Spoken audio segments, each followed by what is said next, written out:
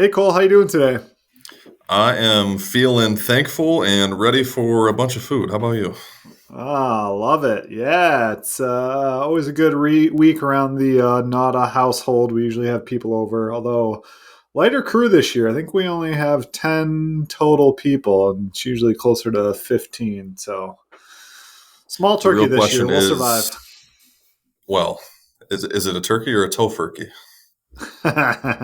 And most people are eating a tofurkey, but I will tell you that I'm getting a mushroom Wellington from a local vegan restaurant. So I'm looking forward to that. I know many of our clients are, but any of our more general listeners aware of the fact that you are not a meat eater?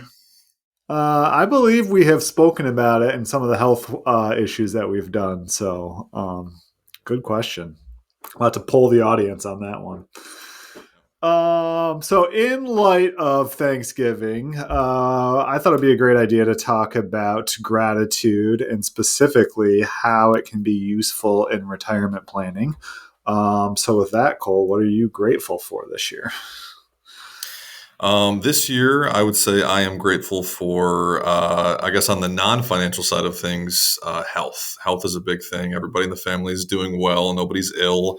Nobody's suffered any major injuries or anything like that. So, that's isn't that the kicker of everything in life is like if everything's going wrong and you still have your health and you're doing all right. Yeah, pretty much. Pretty much. And I don't know anybody that has poor health that wouldn't give away all their money to regain good health. So there you go.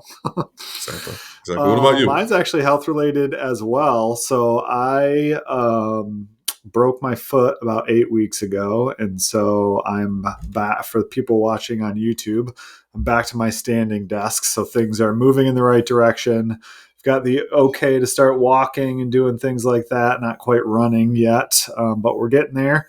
And just in time because the weather's getting cold, and I plan on doing some snowboarding this year. So we need that thing to heal up. But I am grateful we are moving in the right direction. I'm grateful I can walk around the house. And I'm sure if you ask my wife, she would say the same thing at this point in time. So we're getting there. Am I wrong, or is snowboarding and skiing two of those things that people always break their legs and feet doing? It is pretty common injury, although, mine was more along the lines of doing some yard work and stepping onto a rock and rolling my ankle. So not quite as I'm glamorous, just but Well, yeah, I'm just saying you got to hopefully it will strengthen up the heal up foot so you enough so I can don't break it on the break it mountain. again. Yeah, exactly. Exactly. So gratitude, just kind of looking through, doing some research for this. Um, Gratitude has been getting a lot of traction as a great way to like improve your overall health and well-being. And I actually got this from a blog by the app Calm. I don't know if you're a Calm user, Cole, but just kind of laid out 6 reasons why gratitude can be helpful and the power of gratitude. The first one being that it can help you notice the positive in life.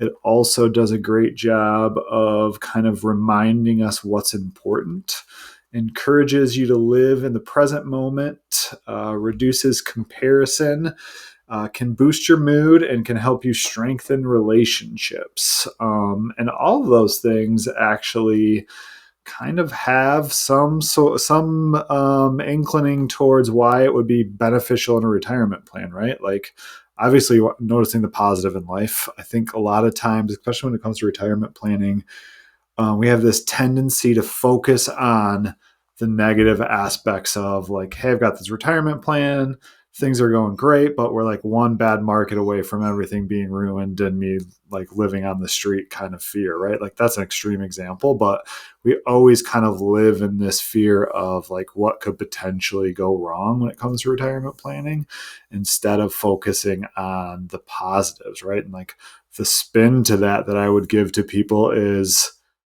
yes, bad things can happen, but look at where you are. Like we live in a country in a place where you can amass enough wealth to basically take the last 30 years of your life off and not have to work anymore. Like that's crazy. And it hasn't been that long since we've been able to do things like that. And so like sometimes we forget about how good we have it, right? And so I think that's an important way to use gratitude when it comes to retirement planning is just to be grateful in general that you can even have those conversations and do those things, right? Yeah, I completely agree with that. And I think if you look back, definitely pre-Social Security. I mean, let's say 100 years. Let's say 1924. It's the holiday season of 1924. Retirement didn't really exist at all. I mean, outside of for people that Yeah. were super affluent. I mean, if you wanted to Right. retire, generally speaking, that just meant that you stopped working and you moved in with your kids, and they just kind of took care of you. And that was it. I Right. mean, nobody was taking a cruise, nobody was going to Mexico or whatever. It Yeah. was just kind of, grandma or grandpa's going to sit in the chair and tell stories, and they're going to call it a day. So, Yeah. Right. Exactly. And one of these other ones that I really like too is just kind of reminding us what's important. And I think that like the way that we set up our financial plans and the way that we do financial and retirement planning is we kind of start with that why of like, let's figure out what's most important to you. Let's figure out what you want to do in retirement. Let's have some long, serious conversations about that so that every conversation about finances in retirement planning, we focus on like building up the ability for you to do those things that are most important to you now and in 5 and 10 years from now, right? And that all kind of stems from like finding out and focusing on what's important to you, but also, part of that is the gratitude of being able to do that, right? And other things on this list that I'm always, a big proponent of living in the present moment, reduces comparison. I wanted to touch on this one a little bit as it relates to retirement planning as well, because we all kind of fall into this trap of like, you come into retirement and you think about like, well, my neighbors are doing this, or my friends are doing this, or my brother's able to do this. And you may or may not be able to do that. And we're always kind of comparing ourselves to that person. And I think just having gratitude or a gratitude practice and thinking about what's important to you, you might not even want those things, but a lot of times we fall into the trap of always comparing ourselves, right? So like maybe your brother is a big traveler and travels around the world in retirement, but you hate travel, right? We still fall into that like, hey, I got to compare myself to what they're able to do, even if we don't want to do it, right? And that's where I think gratitude can really play a big role in helping people figure out like maybe that isn't what I need to do in retirement. Maybe that's not what I want, right? oh sure, yeah, I completely agree with that. I think that especially for a lot of people, kind of like you said, you kind of have a little bit of built-in kind of jealousy when I think it's kind of a natural human instinct to obviously compare ourselves to others, and when other people are at least seemingly doing very well and doing all these things, you feel a little bit left out, a little bit like you're falling behind. But it is interesting to see, for one, probably a lot of the things those people are doing you wouldn't really care to do with your time and your money anyway, because everybody's different. But for two, as everybody knows, generally speaking, a lot of people that are always flexing wealth and have all the Facebook posts of all the fun, wonderful things they're doing and how great their life are doing. A lot of the times, perception isn't always reality. Let's just say that. Right. Yeah, for sure. For sure. We never really know exactly what's going on behind closed doors or how few people feel about themselves. And the other thing about comparison is there's always someone else to compare to, right? Like Always. until you get to like the very top, which is pretty rare. But I think if you look at like the very top right now, right, if like Elon Musk obviously comes to mind. I don't know what number he ranks right now, but I don't know a lot of people that are like, man, I really wish I was Elon Musk. I'm sure they're out there, but that dude works a lot. Like he's got a lot going on and he's, trapped in his own mind a lot of times too. And so I'm not sure that that's like worth giving up where you're at to be him. Right. And so, um, interesting though. So a couple studies that I found as I was doing research for this, a study published in 2003 by the Psychological Science found that practicing gratitude regularly increases well-being, sleep quality, and reduces negative emotions like envy and resentment. So, pretty powerful stuff. Also in 2009, there was a study that gratitude helps lower cortisol levels, reducing stress and anxiety. Um, Obviously, financial stress is a significant contributor to anxiety and other mental health issues. And according to a 2022 study, the American Psychological Association 72% of Americans said money is a significant source of stress in their lives. And so sounds like some gratitude when it comes to financial planning could go a long way, right? Fair enough. And so I kind of came up with a list of things that we could be grateful for this year, right? Especially as it relates to financial planning. And the first one on the list was being grateful for investment games, right? It's been a pretty wild year, but when we stop and look at kind of where we started and where we ended up, I am pretty grateful for that, right? We had a great run in the market so far this year. Most of our balanced portfolios are doing very, very well. And like I like to tell clients, if we could just do this every year, our jobs would be a lot easier, right, Cole? Yeah, no kidding. Yeah, it makes the meetings a lot more fun than when markets are not doing what they're currently doing. That's for sure. Mm-hmm. Yep. Let's see. Grateful for financial stability. And so a lot of the things that we build into financial plans and retirement plans is having that emergency fund or having that steady income stream, and acknowledging that can help you feel much more secure, even with there's crazy things going on around you. Maybe the economy isn't cooperating. Maybe inflation is ticking up. Like these still, as long as you have that steady income stream. And we've actually seen, what's interesting to me about inflation, kind of how it relates to gratitude, is we're actually seeing that payrolls and like the pace of salary increases is outweighing inflation right now in a lot of different industries and places. And so, yes, inflation is the bad thing, but the grateful side of that is to focus on a lot of people are making more money and continue to make more money and outpacing that inflation. So that's a really good thing to be grateful for, right? Yeah, absolutely.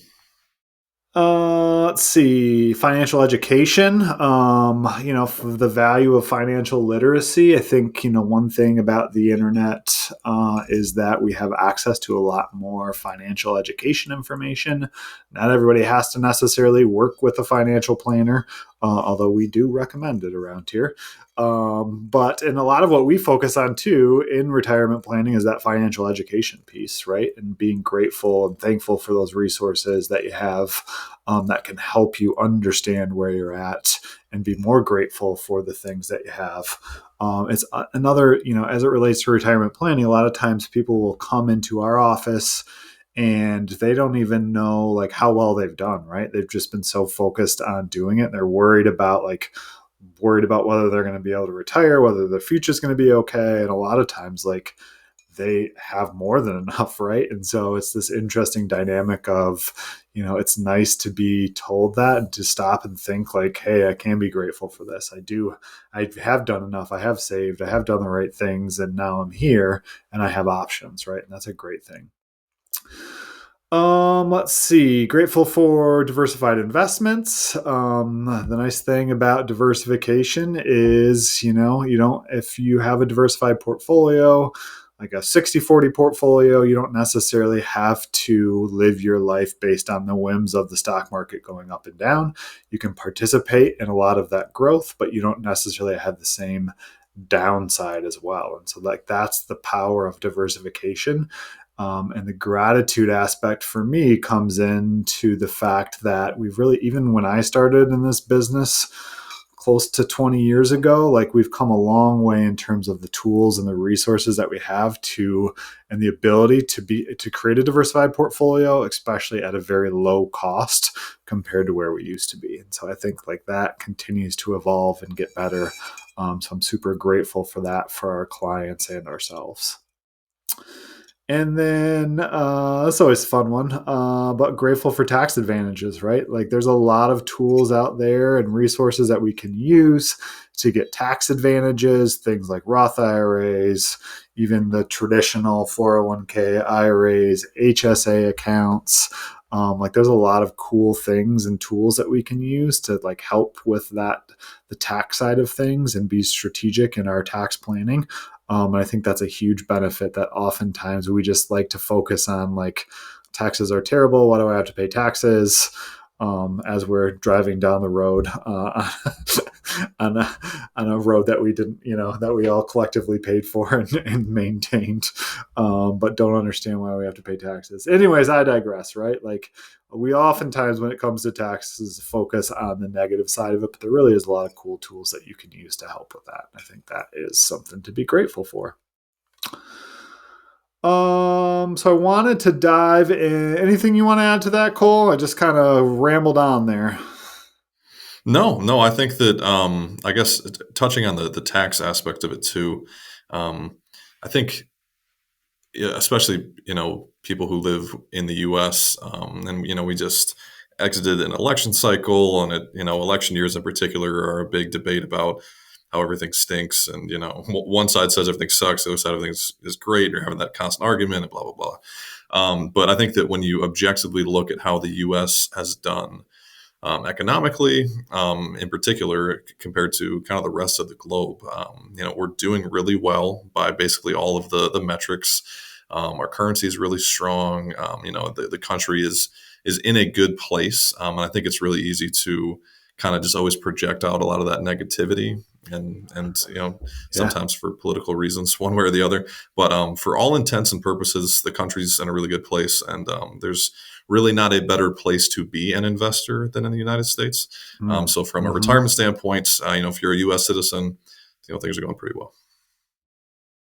Absolutely, yeah. And a lot of times, especially with the political environment and the divisiveness going on right now, we forget that we really have it very, very good, right? Like, there's a lot of people that would not that would be willing to trade places with us for sure. So what I wanted to do to kind of end today is talk a little bit about ways that you can feel more grateful in your retirement plan and some things to practice based on some of the research that I did for this. So I think the first one and my ultimate favorite, I know you and I have had conversations about it before, Cole, but that is find your why, right? Like, I know that, and so a lot of this comes from a book that Simon Sinek wrote about called "Start with Why," just kind of talking about marketing and business. But he also, I think, wrote a second book about how you can relate that to like personal as well, of like finding out what's important to you and finding out what makes you, not only unique, but like why you do the things that you do, not necessarily what or how, but why, right? And I think that's super important, especially as it relates to financial planning, of finding out like what's most important to you.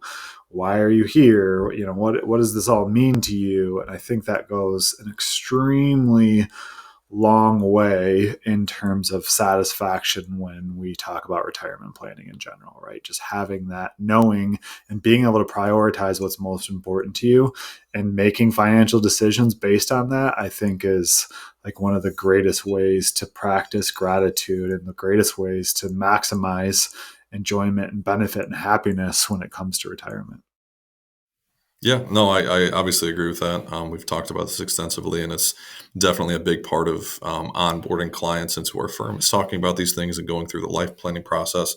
Um, I think that a lot of people work their whole lives so they don't have to work for their whole lives. And I think that a lot of people, work really hard to get to retirement, and now they, at least kind of that first level of retirement is now I can just relax and I can kind of do nothing. And I actually heard Jordan Peterson talk about this years ago, talking about one of his clients discussing retirement, and that his idea of retirement was like a margarita on a beach, right? Which, not that there's anything wrong with that. We encourage Mm-hmm. our clients to go do fun things and to enjoy their life and to enjoy their savings. But if you think about it, I mean, imagine being a margarita guy on a beach for 2 months. You're probably going to be dead from either sun poisoning or alcohol poisoning or some fun combination of the two of them, right? So Yeah. there has to be more than that, because as much as relaxation is great, we are made to be productive people.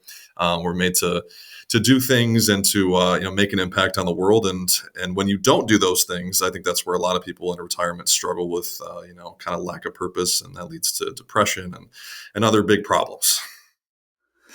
Yeah, for sure. And to your margarita point, I can guarantee that the first margarita is going to taste a whole lot better than the last one. So Like there's diminishing returns when it comes to the margarita. Um, but and what a great thing to be grateful for again when it comes to retirement planning is like the ability to not necessarily have to quote unquote retire and go live with your kids and take care of them. Like you have the ability to like design retirement the way that you want to and do the things that you want to do. And for some people there's work involved or volunteering or whatever it is that you're most passionate about. Like we live in a country that allows you to do that, right? Like if you've saved and done all the right things, like we can build a plan around you being able to do that. And the greatest thing of all is like you might want to do that for 2 or 3 years, and you might find something else you're passionate about that you want to do, and you can change and pivot. And like that to me is something to be very grateful for because it's very helpful to be able to do those things and have those experiences and change and live life. That's what makes it interesting, right? So definitely big proponents around here of finding your why. Other things that you can do is add gratitude to your daily life. Think about one thing that you can do because you have a sound financial plan. Another thing is use visual reminders. So I'm not a very visual person, but I know I have clients that are, and I know there's a lot of people out there that are. Shocker. Not everybody is built and made like me. Um, but so maybe you have a visual reminder of what you plan to do, picture boards, dream boards, things like that, I think can be very impactful and allow for a lot of gratitude in your life. Have a journal, say it out loud, practice mindfulness, be kind to yourself. That's one that I always kind of struggle with, as I know a lot of people do, of like, we're just in this rat race sometimes of like, oh, I'm not perfect, right? Well, nobody is, so get over it. But don't beat yourself up about it either. And then the last one is refer back to a previous time where you were grateful. I think is also very helpful and useful when it comes to being grateful about your retirement plan and what you have and what you're able to do. And so to kind of wrap it up, I want to go back to this idea of finding your why and some of the life planning work that we do, because I think the interesting thing is, especially as it relates to like retirement planning and money, is when we sit down with people and we have these conversations, this amazing thing kind of happens where almost 9 times out of 10, the things that we want most are the things that don't really cost very much, if anything at all, right? And so a lot of times they're not even financially related. Obviously almost 99% of the decisions you make have some financial ramifications, but it's very rare for us to have somebody who has a life goal of, hey, I want to buy a new yacht or a beach house or something along those lines, right?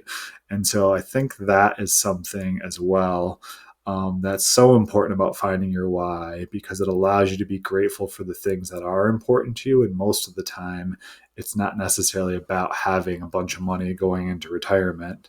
And so I think that's something as well that a lot of people can focus on and be grateful for, because a lot of the stuff you can do, and you don't necessarily have to have a $5 million retirement set aside to do those things. I think that's pretty cool. So with Yeah, that no, being I said, second Mr. that Cole, fully. Yeah.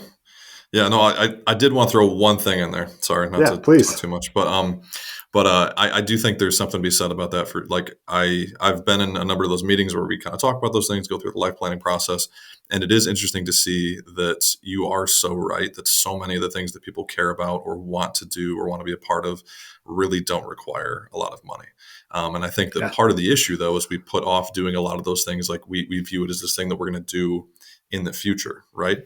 And Mm-hmm. at the end of the day, I mean, life is short. We don't know how much time we have. You don't know how much time you have with the people in your life that you want to spend that time with.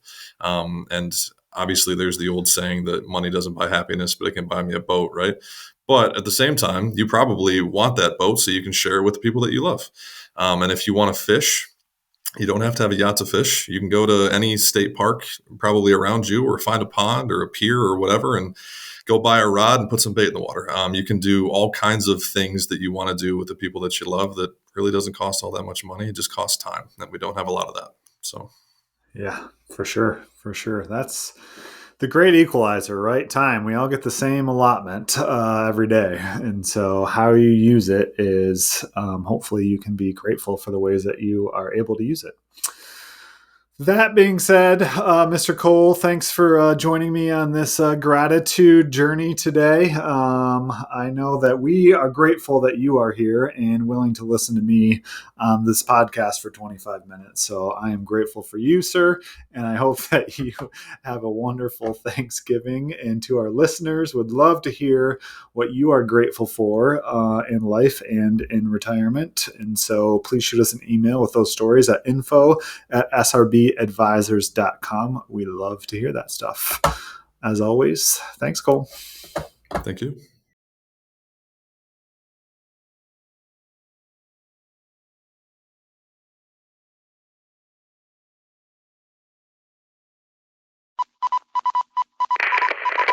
This is a Zedia Media production.